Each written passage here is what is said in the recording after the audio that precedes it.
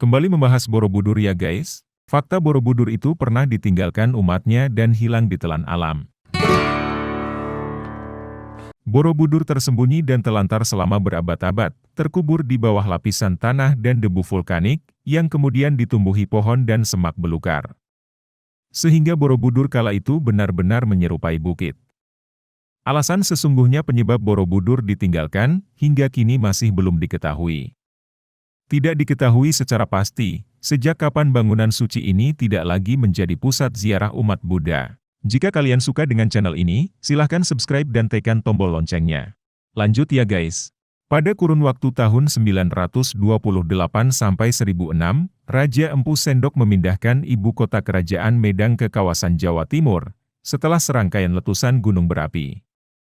Tidak dapat dipastikan apakah faktor inilah yang menyebabkan Borobudur ditinggalkan, akan tetapi beberapa sumber menduga bahwa sangat mungkin Borobudur mulai ditinggalkan pada periode ini.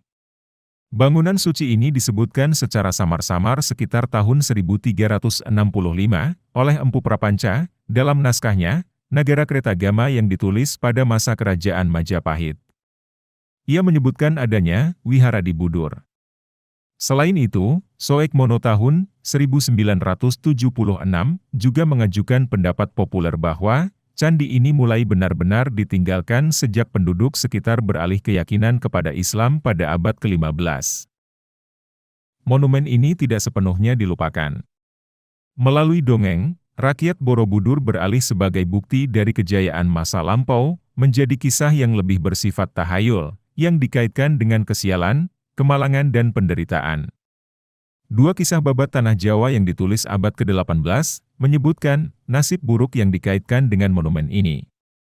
Menurut babat tanah Jawi, sejarah Jawa, monumen ini merupakan faktor fatal bagi Mas Dana, pembangkang yang memberontak kepada Pakubuwono I, Raja Kesultanan Mataram pada 1709.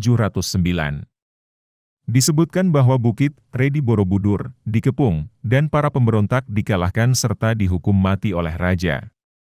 Dalam babat Mataram, sejarah kerajaan Mataram, monumen ini dikaitkan dengan kesialan putra mahkota Kesultanan Yogyakarta, yang mengunjungi monumen ini pada 1757. Meskipun terdapat tabu yang melarang orang untuk mengunjungi monumen ini, sang pangeran datang mengunjungi satria yang terpenjara di dalam kurungan, arca Buddha yang terdapat di dalam stupa berterawang. Setelah kembali ke keraton, sang pangeran jatuh sakit dan meninggal dunia sehari kemudian. Dalam kepercayaan Jawa, pada masa Mataram Islam, reruntuhan bangunan percandian dianggap sebagai tempat bersemayamnya roh halus dan dianggap wingit, angker, sehingga dikaitkan dengan kesialan atau kemalangan yang mungkin menimpa siapa saja yang mengunjungi dan mengganggu situs ini. Meskipun secara ilmiah, diduga mungkin setelah situs ini tidak terurus dan ditutupi semak belukar, tempat ini pernah menjadi sarang wabah penyakit seperti demam berdarah atau malaria.